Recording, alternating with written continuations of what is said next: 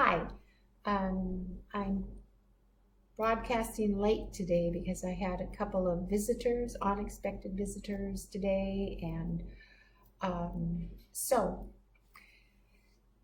and did some Zooming.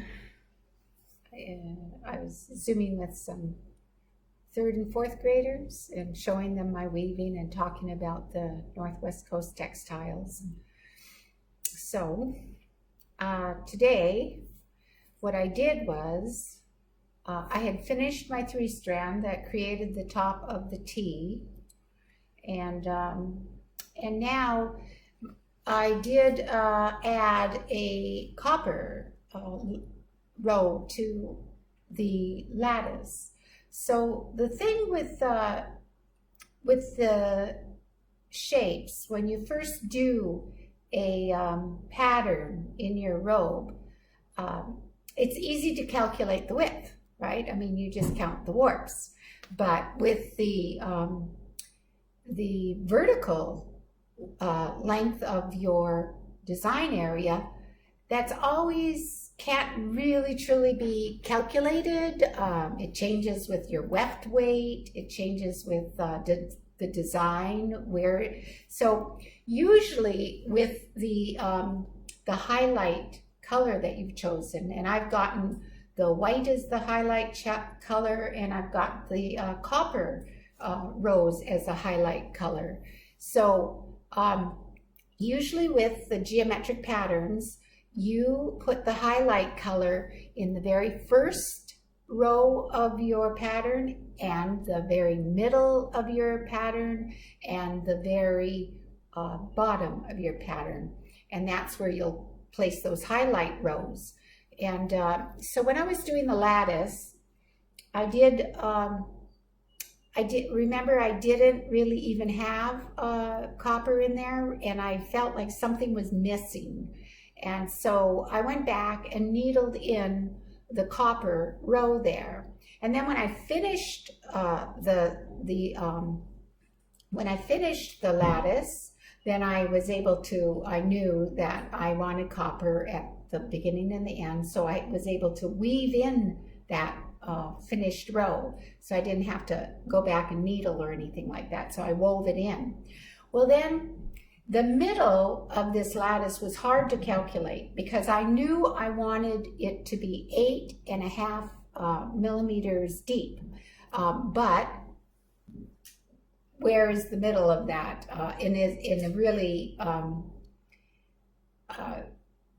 So it was really difficult to figure out where is that middle, and I didn't want it to be wrong. So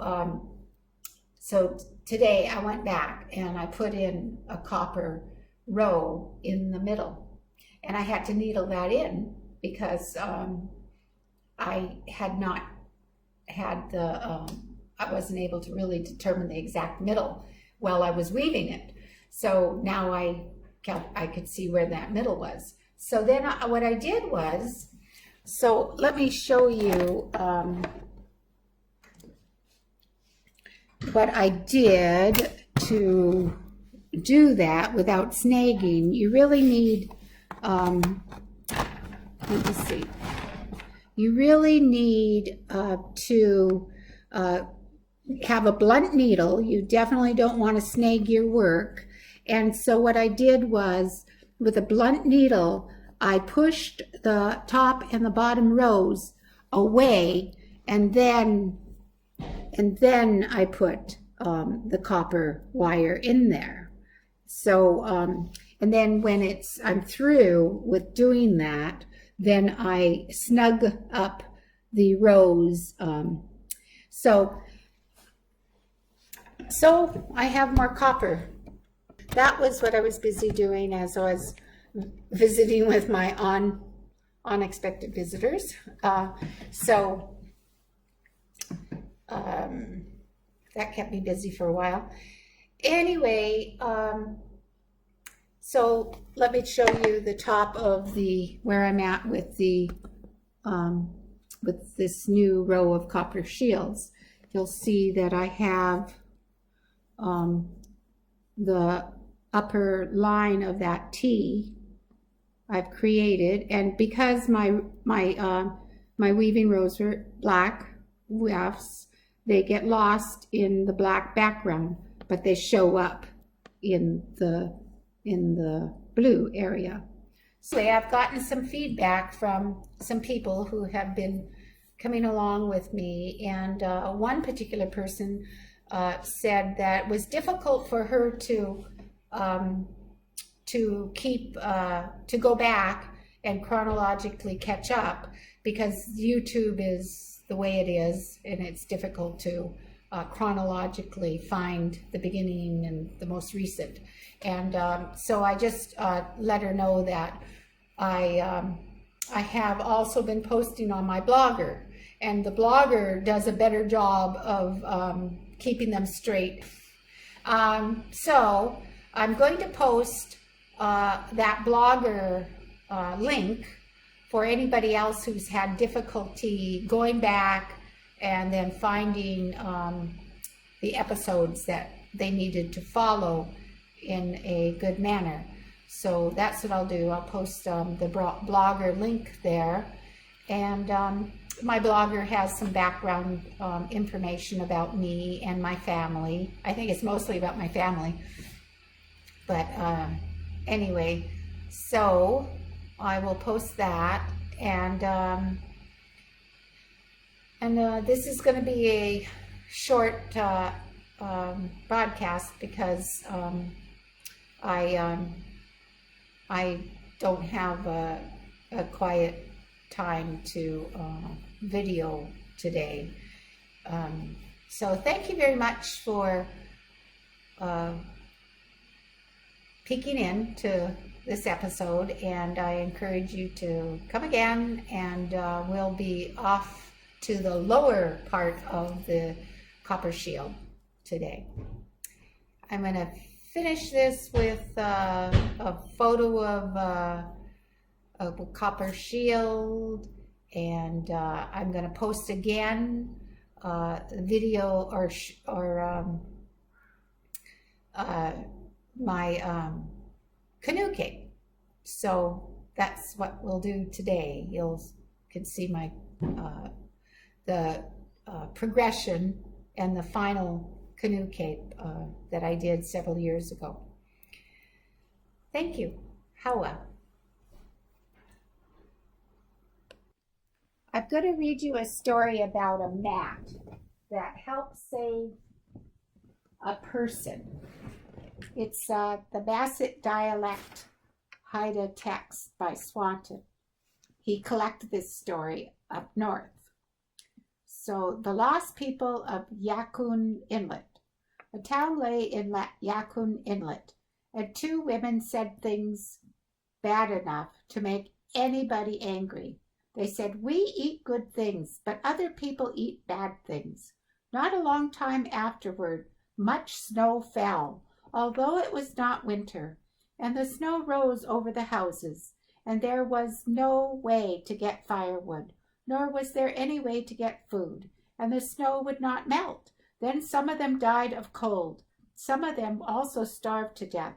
All were in the same condition. As fast as their food was used up, they died. They starved to death. They also died of cold.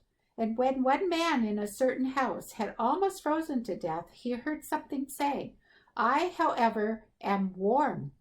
He did not know what spoke, because the people were all dead.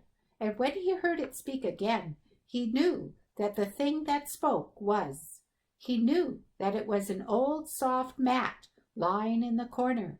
When the mat said, "But I am warm," it moved. Then he knew it was the mat that spoke. And by he put the mat around himself and became warm. Then he wanted to try to find salmon, and he went under the snow to a stream. His house was near the creek, and he saw a fresh salmon hole, and having seen it, he re-entered the house. Then he put a handle on a salmon spear, and when he had taken 4 sticks from salal bushes, he extracted the insides and put roots through them. And he tied them to the end of a stick. Then he shook them, and they made a noise, and he thought it was good. And when And where the salmon had made a hole, he pushed the stick into the ground at its tail.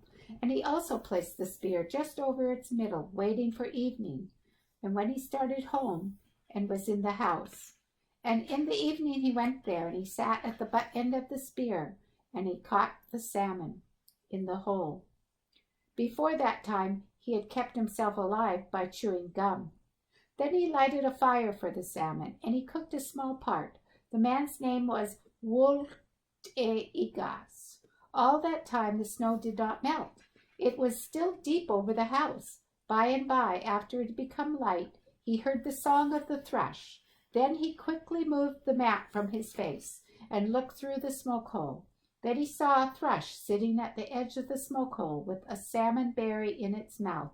Then he knew that it was summer, because he saw that the thrush had a salmon berry in its mouth, and he was saved. And when he knew that it was summer, he wanted to go down the inlet, and he started off. Then he came to those who lived at the mouth of the stream, and he entered a house, and there was no snow to be seen down there.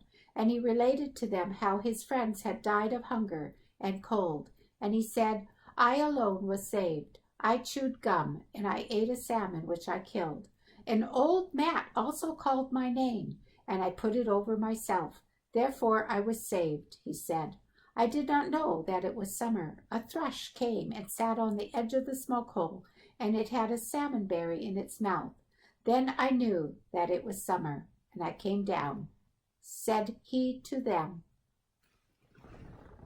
So that was a story of a mat talking and saving a man by making him warm. So I would like to say that that is only one instance in our stories where our garments actually spoke, and so it just talks about how important our garments were. And I hope you enjoyed the story, and I hope you've enjoyed seeing the canoe cape as it was progressed and woven. Thank you very much.